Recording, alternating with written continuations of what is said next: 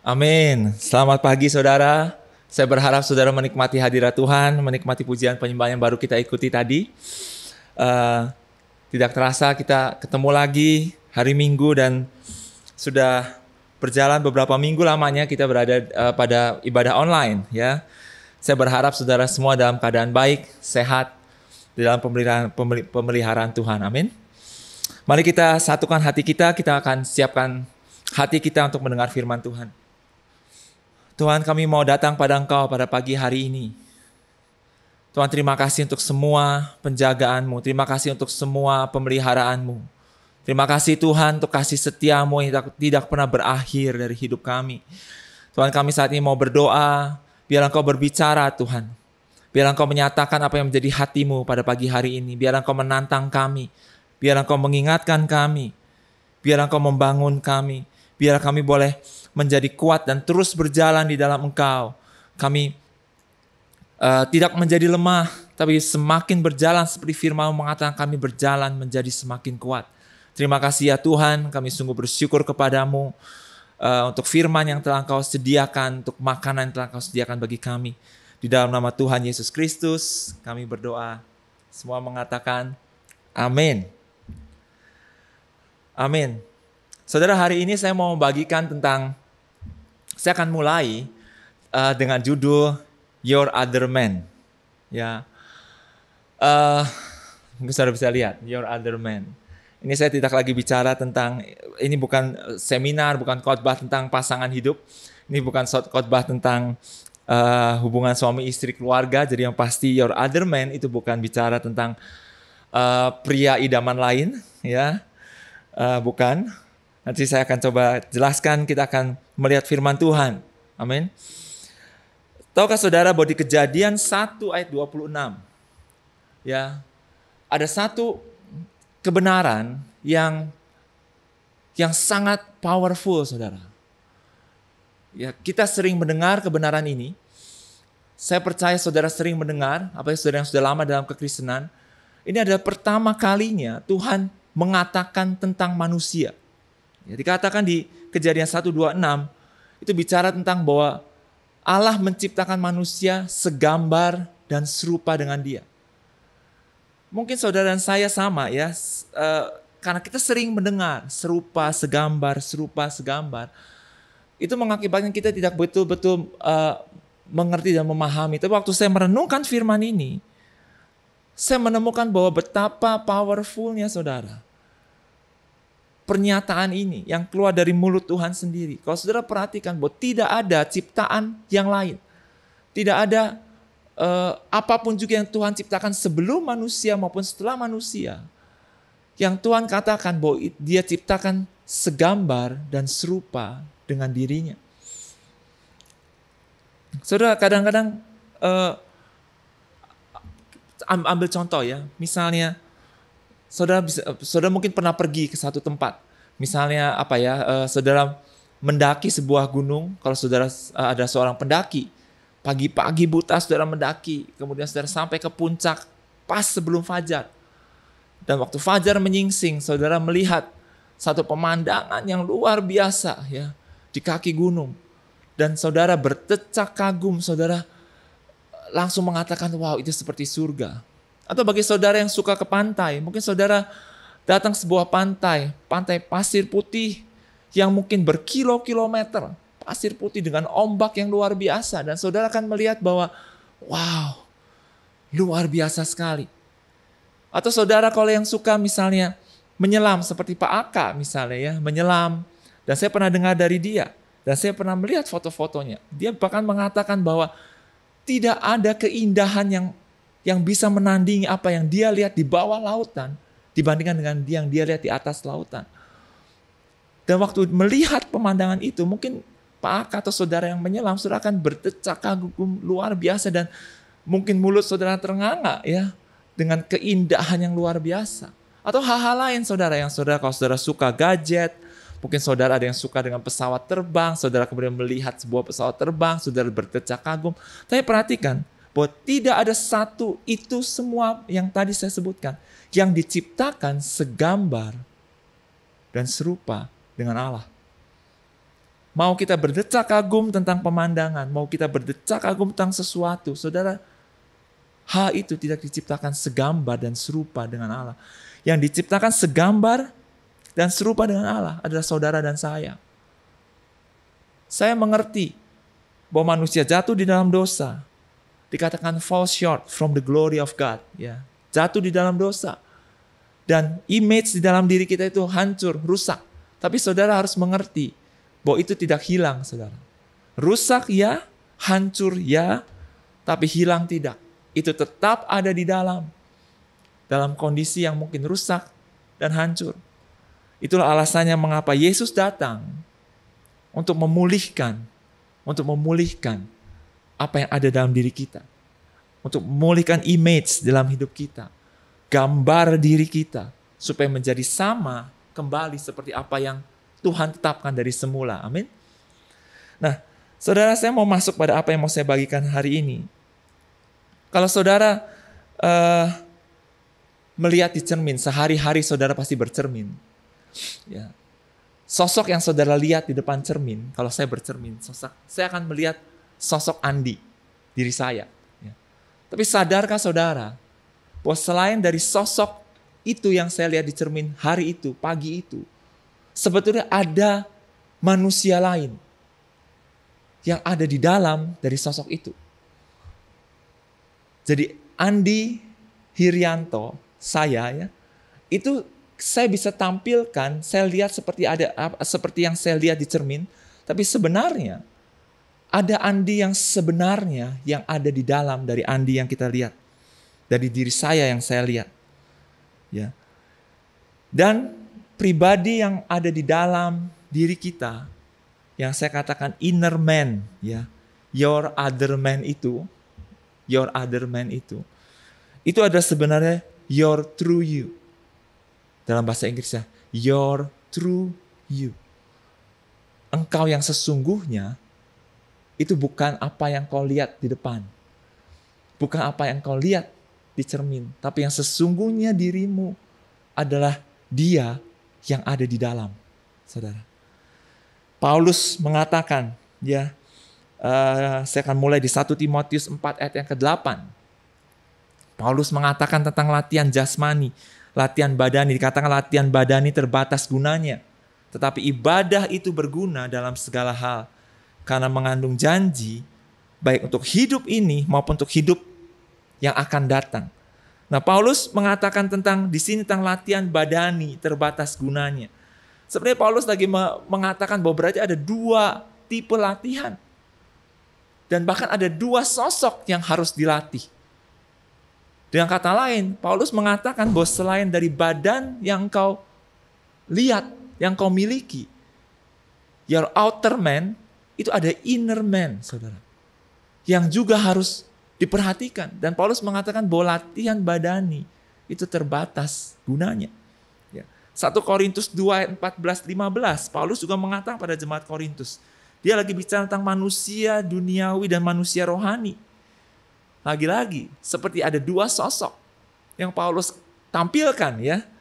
Tetapi manusia duniawi tidak menerima apa yang berasal dari Roh Allah. Karena hal itu baginya adalah suatu kebodohan. Dan ia tidak dapat memahaminya, sebab hal itu hanya dapat dinilai secara rohani. Ayat yang ke-15, tetapi manusia rohani menilai segala sesuatu, tetapi ia sendiri tidak dinilai oleh orang lain. Your true you, it is your inner you. Amin. Saya yang sesungguhnya adalah manusia rohani saya. Kita melihat, ya, misalnya saudara, kita berdiri depan cermin. Saudara melihat ada orang yang kemudian melihat badannya dan melihat mungkin kalau saudara dianugerahi badan yang bagus misalnya, ya, saudara akan sangat bangga gitu melihat, wah, saya bagus, ototnya ada semua misalnya. Tapi saudara harus menyadari bahwa kalau saja ada cermin yang lain yang bisa merefleksikan kondisi rohani saya, kondisi manusia rohani saya, mungkin saya atau saudara bisa terkaget-kaget, saudara. Karena waktu kita melihat di cermin, kita melihat sosok kita yang baik-baik saja. Di cermin yang satunya ternyata muncullah sosok yang lain. Yang mungkin di dalam kondisi kurus kering, saudara. Kurus kering. Lemah, kurus kering. Hanya kulit berbalut. Tulang berbalut kulit. Ya. Atau sebaliknya, bisa saja. Mungkin saudara melihat tubuh saudara. Jasmani biasa-biasa saja. Tapi kalau cermin rohani ini ada dan bisa melihat, mungkin saudara melihat satu sosok yang kuat. Yang berotot. Yang tegar, berdiri tegar, kuat. Jadi ada hal-hal yang kita harus mengerti bahwa betapa pentingnya kita memahami bahwa ada manusia roh dalam diri kita yang harus juga kita pelihara, saudara. Minggu lalu, beberapa minggu terakhir ini kita bicara tentang, saya bicara dengan Ko Yosef, ngobrol dan kita bicara tentang regenerasi, kepemimpinan yang baru. Ya, Pak Iman minggu lalu bicara tentang atribut dari kepemimpinan, karakter-karakter kepemimpinan. Minggu sebelumnya tentang legacy. Tapi saya mau sharekan satu hal ini, saudara. Dari semua hal itu ada hal penting lain yang harus diperhatikan bagi saudara dan saya. Apalagi bagi saudara yang masih muda, yang saudara tahu, saudara mau masuk pada pelayanan, saudara mau masuk pada kepemimpinan. Saudara beranjak pada kedewasaan. Ya. Perhatikan benar bahwa ada manusia roh, your inner strength, your inner man. Itu harus betul-betul, saudara. Itu menjadi prioritas bagi hidup kita. Bukan bicara tentang seberapa aktif saudara melayani, bukan bicara seberapa banyak kegiatan saudara, bukan berbicara tentang seberapa banyak pelayanan yang saudara saya lakukan, tapi how is your inner man? Bagaimana keadaan manusia rohani saudara? Hari ini kita sedang menghadapi pandemi. Sejak bulan Maret ada satu kata yang sering sekali muncul di mana-mana. Kalau saudara perhatikan kata namanya imun system. Mendadak kata imun itu menjadi sangat sering sekali muncul. Semua orang tingkatkan imun kamu mesti naik, imun kamu mesti makin kuat, makan vitamin ini, makan itu. Imun bicara tentang ketahanan, imun bicara tentang kemampuan tubuh kita untuk menahan dari gempuran virus atau apapun juga. Nah, hal yang sama, saudara. Manusia rohani kita itu membutuhkan imun sistem. Membutuhkan imun untuk dia menjadi kuat. Untuk dia menjadi bertumbuh, menjadi dewasa, menjadi kuat. Untuk menanggung perkara-perkara dalam hidup kita. Ya. Kalau kita bicara, saya mau meng-compare terus antara manusia jasmani, ya, yang kita lebih mudah dicernanya, saudara, dengan manusia rohani. Karena saya merasa, waktu saya renungkan firman ini, sebenarnya itu sangat berkorelasi. Ya. Bagaimana kita menjaga tubuh kita, itu sangat berkorelasi dengan secara rohani, bisa diterapkan dari bagaimana kita menjaga inner man kita. Ya. Ambil contoh, saya katakan seperti ini. Bagaimana cara yang memastikan saudara menjaga tubuh saudara tetap sehat, terutama di tengah-tengah pandemi ini. Satu hal yang paling simpel adalah memastikan bahwa tubuh saudara itu makan, memiliki makanan untuk dimakan. Kebayang saudara, kalau saudara tidak cukup memperhatikan, bahkan saudara tidak punya intensi khusus untuk memastikan bahwa setiap hari saudara makan, saudara bisa bayangkan apa yang terjadi dengan tubuh saudara.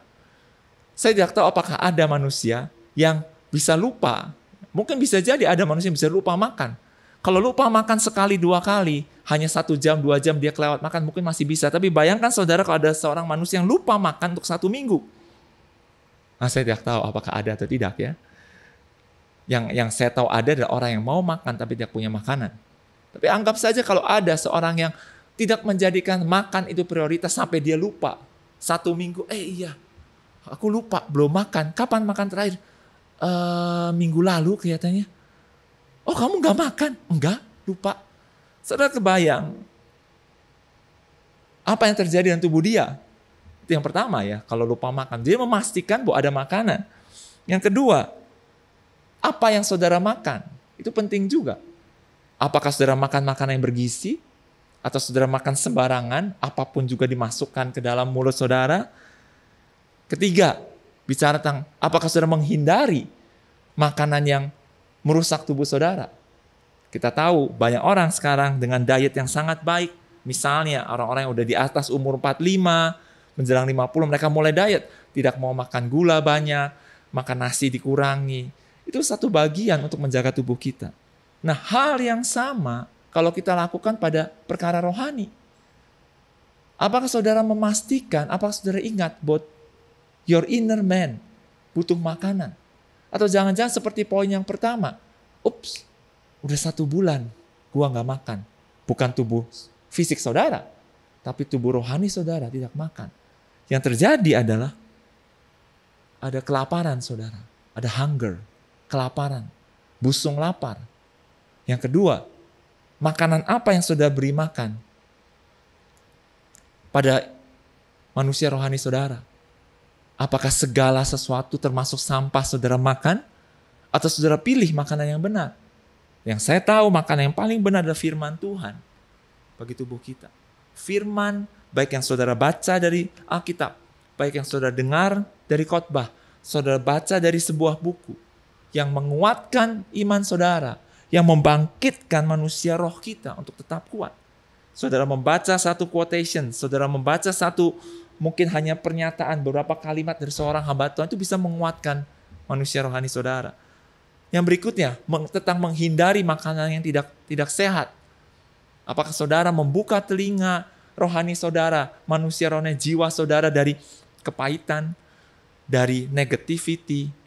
Itu hal yang kita juga harus perhatikan, saudara. Sama seperti bagaimana kita menjaga tubuh kita, demikian juga kita harus menjaga manusia rohani kita.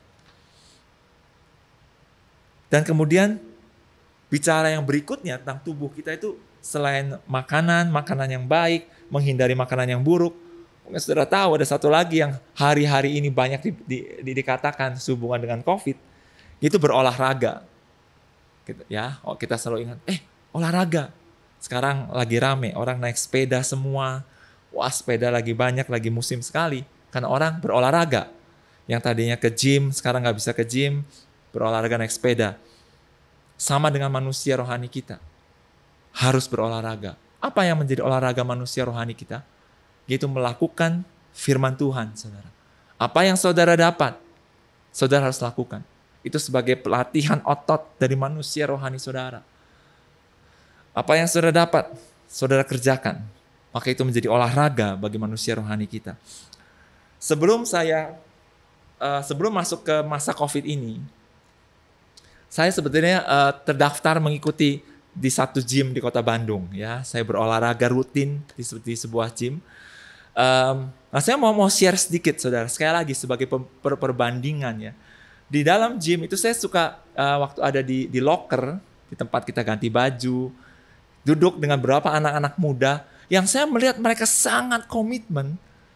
Beberapa anak muda ini, tidak termasuk saya, yang sangat komitmen untuk menjaga badan dia dan membentuk badan dia. Nah, saya tidak tahu mungkin ada di antara saudara yang seperti itu, which is saya bilang itu baik ya, untuk menjaga kedisiplinan. Dan saya mendengar pembicaraan mereka, contoh yang saya dengar ya, mereka lagi sharing tentang apa yang mereka makan. Saya overheard, saya hanya mendengar, saya tidak ikut pembicaraan, saya hanya mendengar. Dia mulai sharing, ini pakai susu yang ini untuk meningkatkan otot, massa otot. Dia bilang misalnya, ya saya kurang mengerti. Pakai yang ini untuk menghilangkan lemak.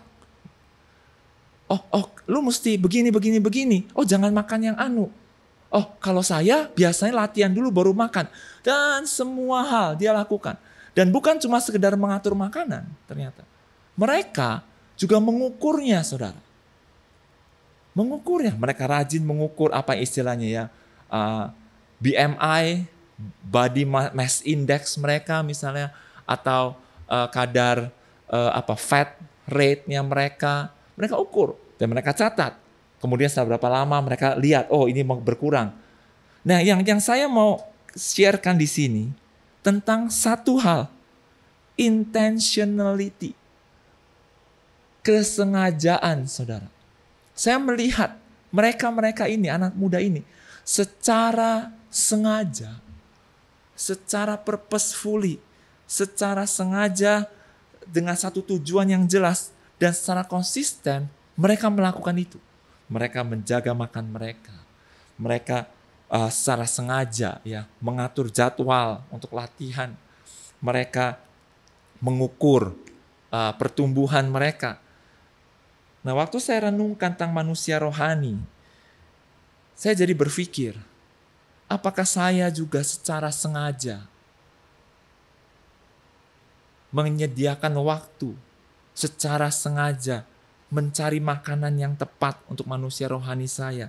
Apakah saya secara sengaja memperhatikan kondisi manusia rohani saya?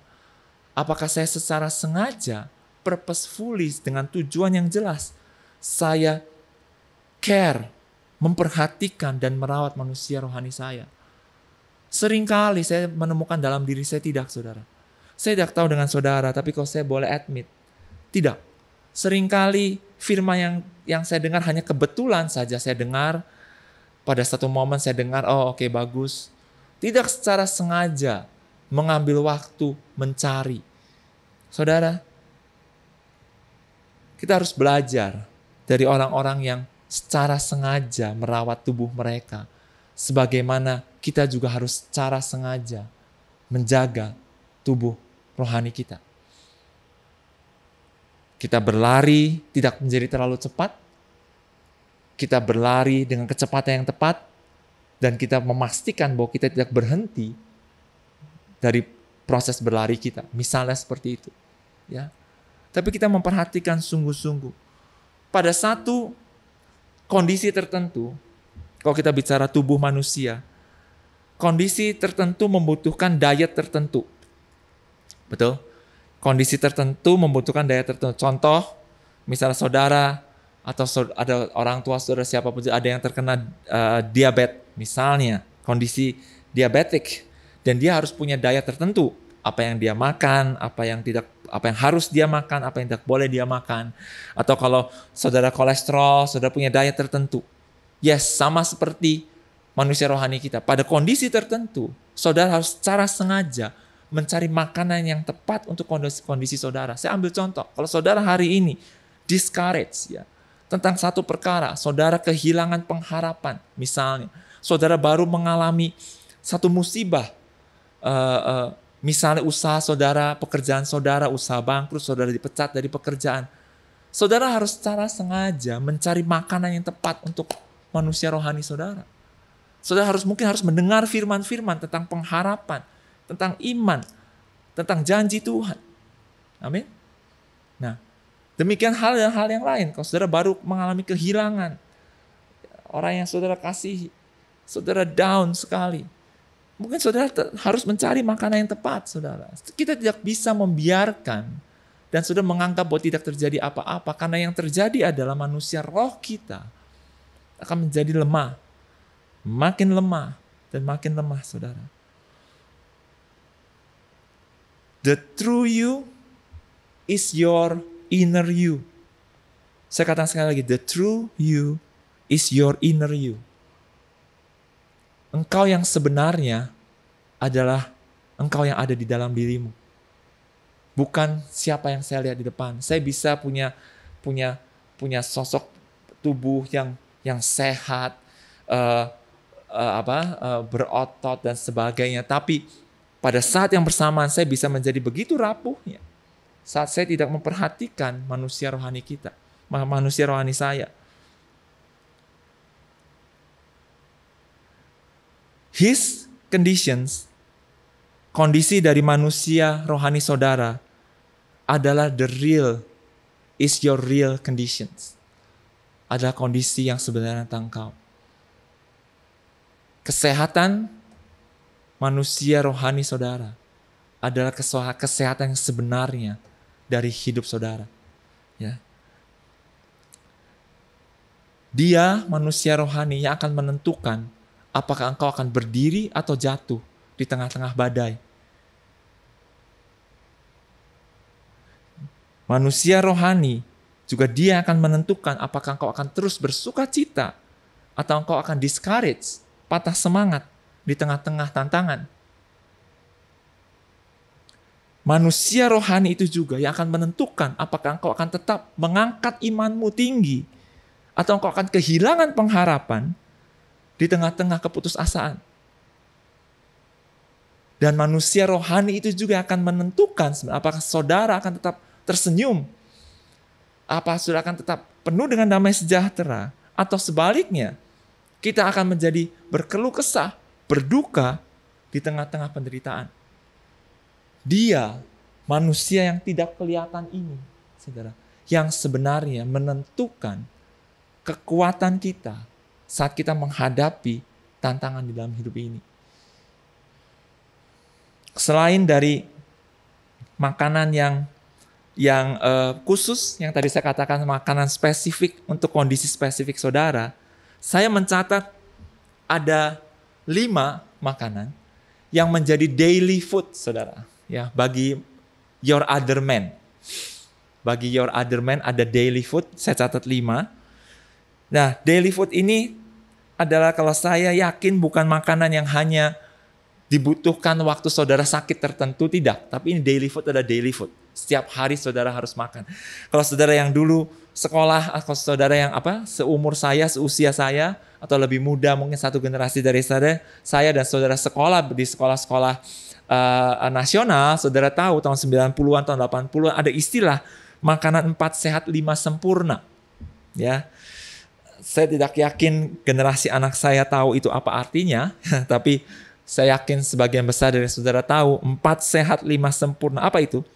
Yaitu makanan yang disarankan oleh pemerintah waktu itu pada semua anak dan semua orang di Indonesia untuk makan setiap hari. Kandungan-kandungan makanan dari kelima makanan ini harus setidak-tidaknya ada pada makanan engkau setiap hari.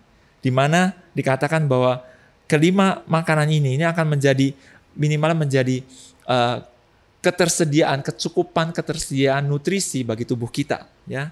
Nah, saya mau mencoba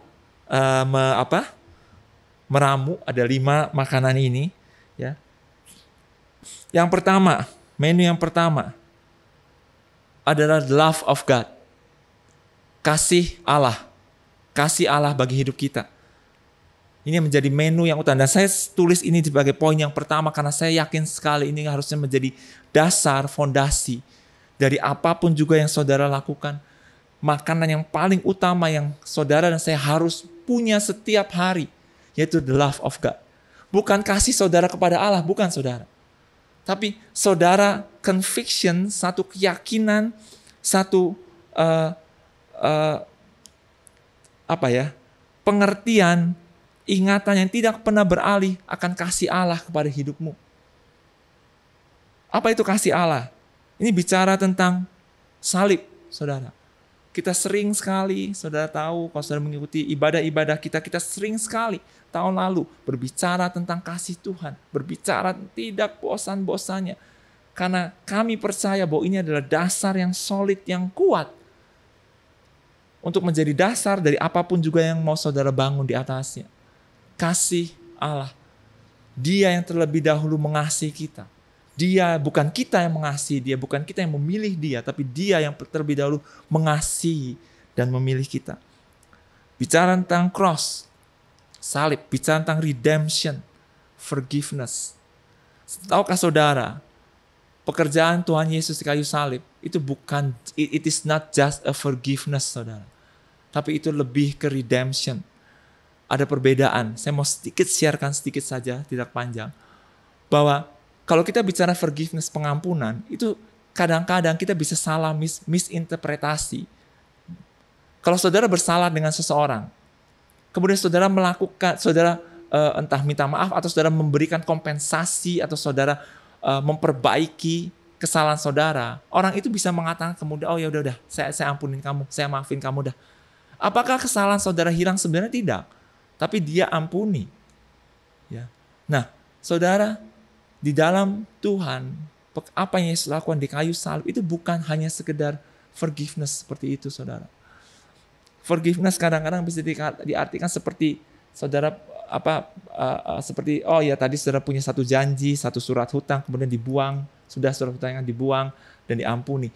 Tidak. Tapi yang terjadi adalah redemption, saudara.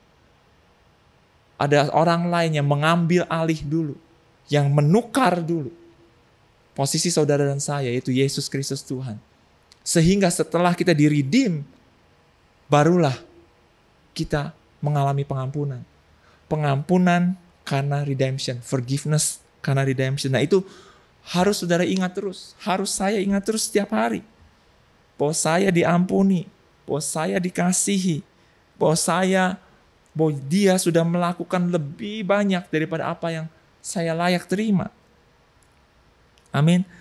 Mengalami dan diyakinkan akan kasih Allah itu menjadi makanan yang harus saudara dan saya miliki setiap hari. Ya, percuma apa yang saudara lakukan, apa yang kita kerjakan, pelayanan apapun juga.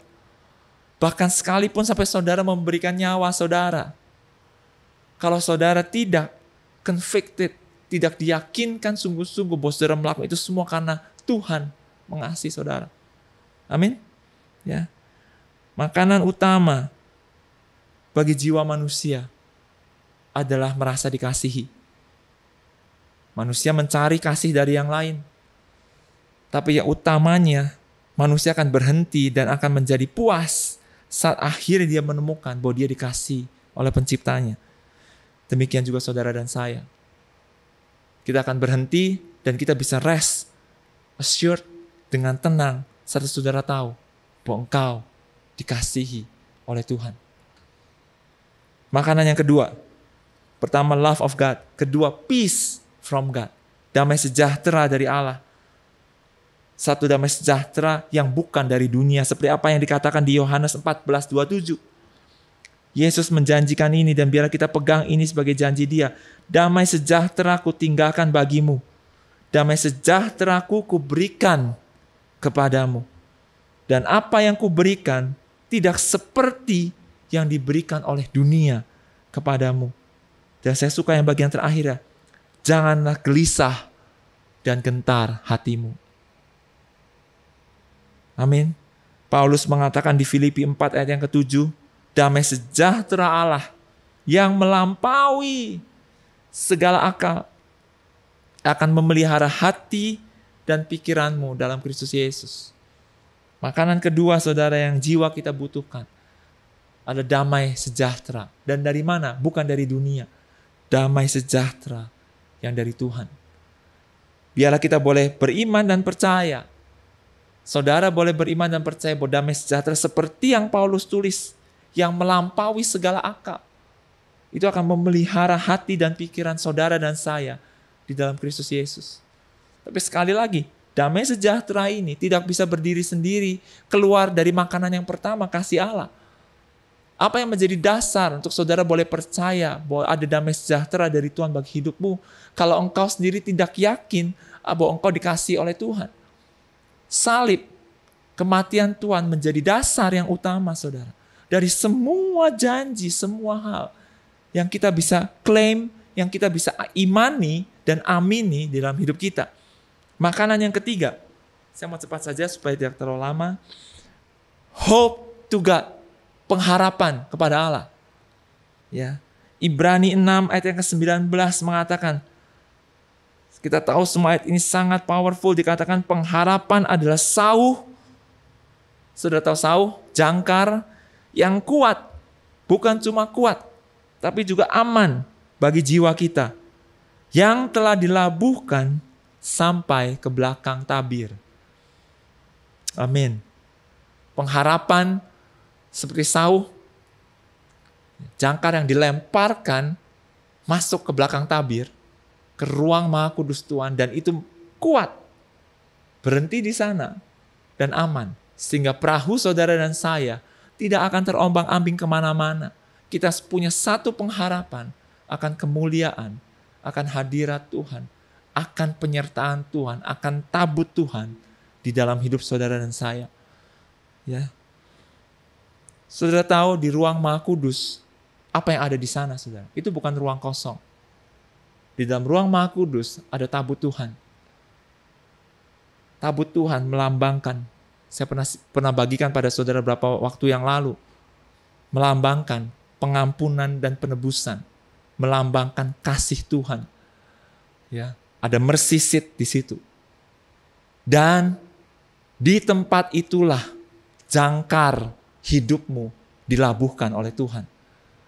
Sehingga pengharapanmu tidak akan beranjak keluar dari ruang Maha Kudus Tuhan. Yaitu ruangan di mana Tuhan berdiam sendiri. Pengampunan, kebaikan, kasih setia, kemurahan Tuhan. Amin.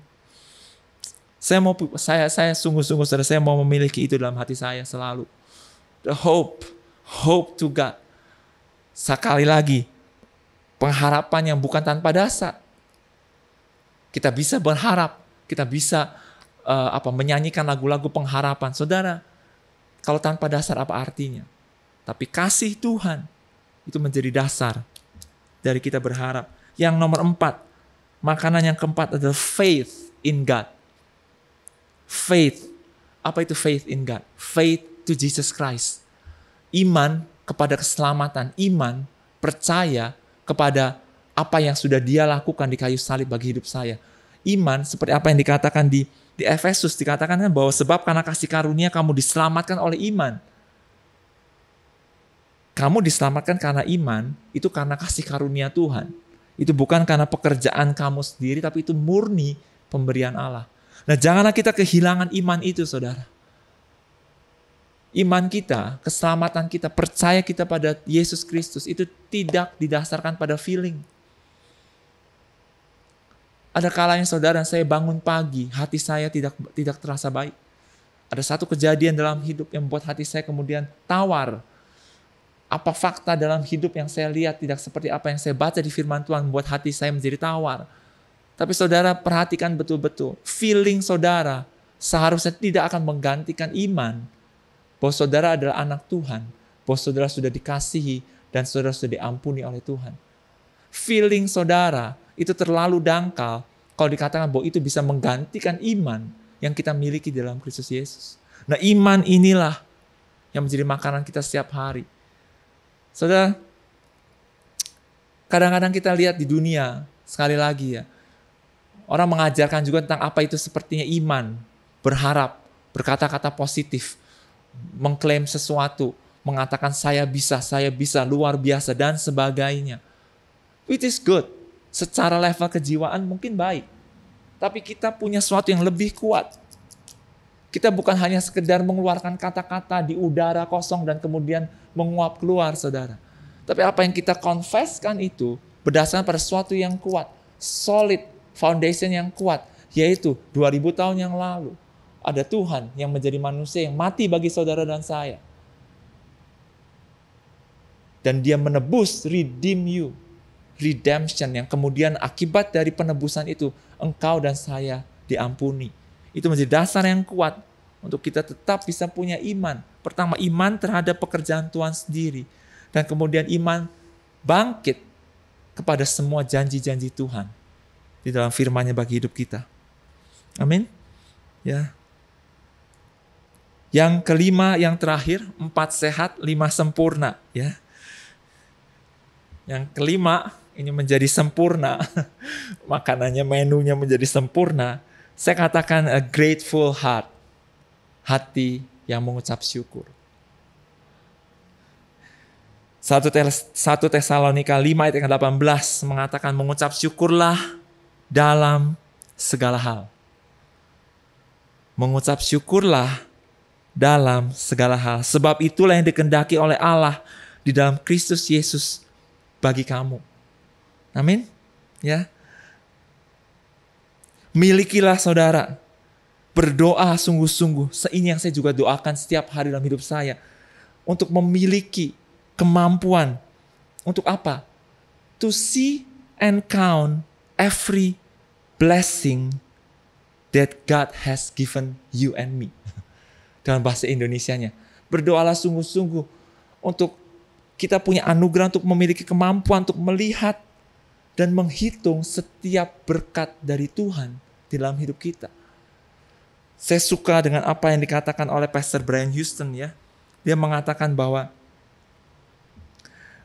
a huge grace of God, satu kasih karunia yang besar dari Tuhan adalah saat engkau sanggup memiliki kemampuan untuk menemukan evidence, bukti demi bukti akan kasih karunia Tuhan, kebaikan Tuhan, bahkan in small details, bahkan dalam detail-detail yang kecil.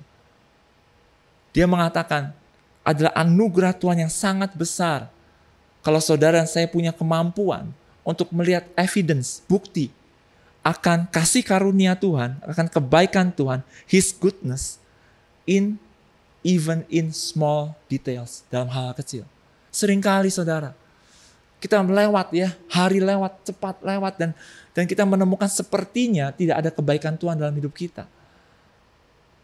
Tapi saudara, seandainya saja ada seorang, saya nggak tahu, mungkin masa depan bisa terjadi, ada seorang muda yang pinter komputer, bisa menemukan sebuah alat, gadget seperti ini, misalnya, yang dimana bisa mencatatkan semua detail kebaikan Tuhan, bahkan small things bisa tercatat, dan pada akhir hari, pada malam hari sebelum saudara tidur, saudara bisa buka dan saudara baca, mungkin kita semua akan kaget saudara.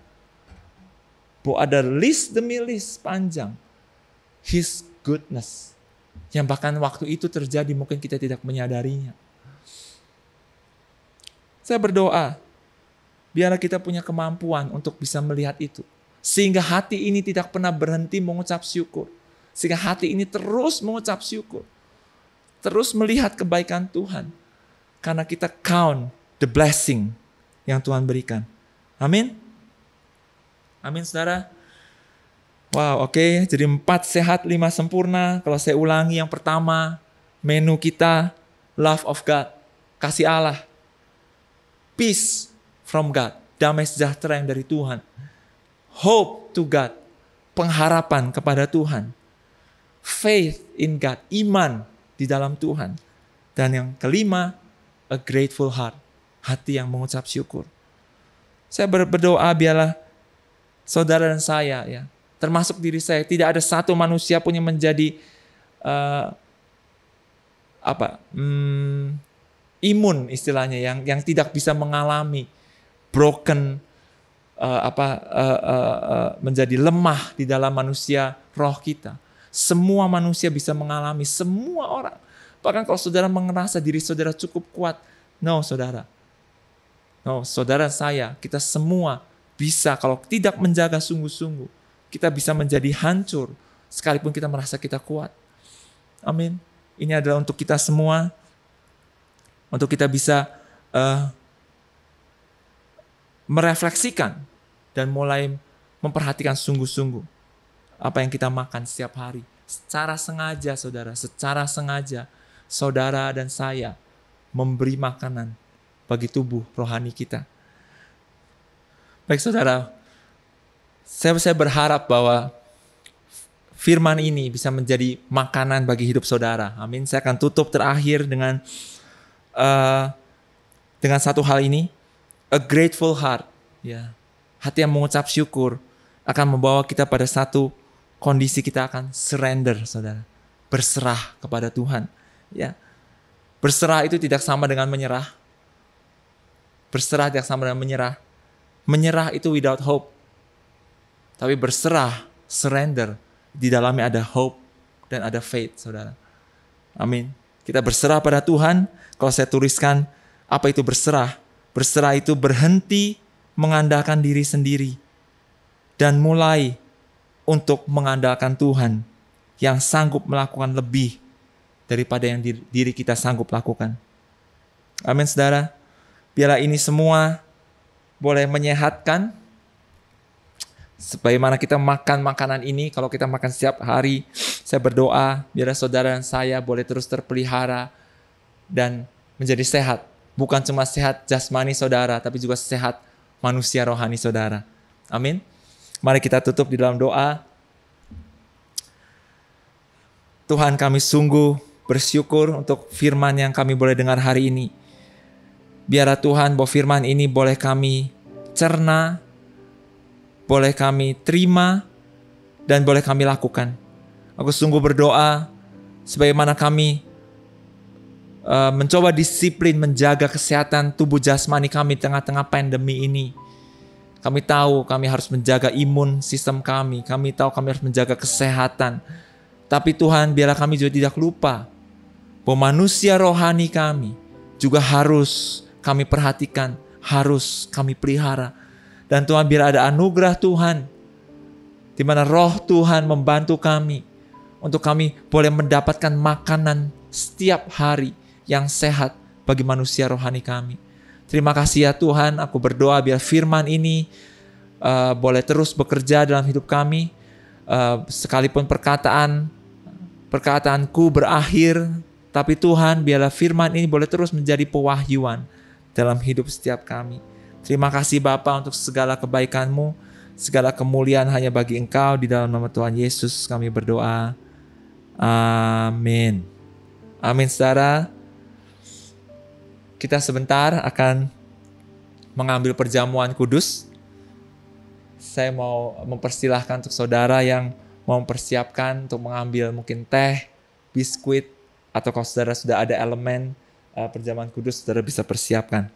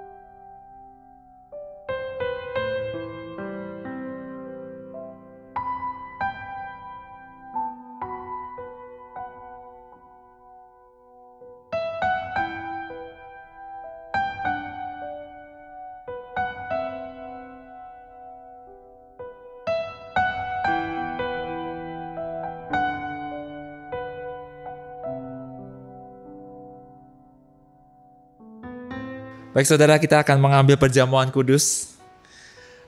Sebelum kita memakan roti dan minum anggur ini, saya mau mengingatkan sekali lagi saudara bahwa biarlah perjamuan ini menjadi roti yang kita makan setiap hari, daily bread saudara ya. Tuhan mengatakan bahwa setiap kali kamu memakan dan minum, makan roti ini dan minum cawan ini, saudara perhatikan seperti yang saya pernah sharingkan sebelumnya, bahwa ini adalah ritual, bukan ritual. Ini adalah satu aktivitas sehari-hari orang Yahudi, memakan roti dan minum anggur. Dan Tuhan mengatakan setiap kali engkau memakan roti dan minum anggur ini, biarlah engkau mengingat akan aku. Dan Tuhan mengatakan mengingat akan aku itu bukan maksudnya lebay saudara, pengen diingat, bukan. Tapi maksud untuk kepentingan saudara dan saya, ingatlah bahwa Tuhan sudah menukar, bahwa ini adalah tubuh dan darah Tuhan, bahwa engkau sudah ditebus dan engkau sudah diampuni oleh Tuhan. Amin. Biar kita sama-sama mengingat hal itu, sebagaimana kita akan mengambil perjamuan kudus ini. Saya akan bacakan dari firman Tuhan, dikatakan demikianlah firman Tuhan, sebab apa yang telah kuteruskan kepadamu, telah aku terima dari Tuhan, yaitu bahwa Tuhan Yesus, pada malam waktu ia diserahkan mengambil roti, dan sesudah itu ia mengucap syukur atasnya. Ia memecah-mecahkannya dan berkata, inilah tubuhku yang diserahkan bagi kamu. Perbuatlah ini menjadi peringatan akan aku. Mari kita makan saudara roti ini dalam nama Tuhan Yesus.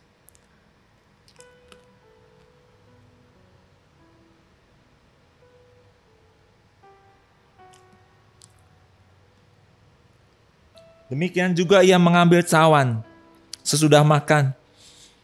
Lalu berkata, cawan ini adalah perjanjian baru yang dimeteraikan oleh darahku. Perbuatlah ini setiap kali kamu meminumnya menjadi peringatan akan aku. Mari kita minum cawan ini.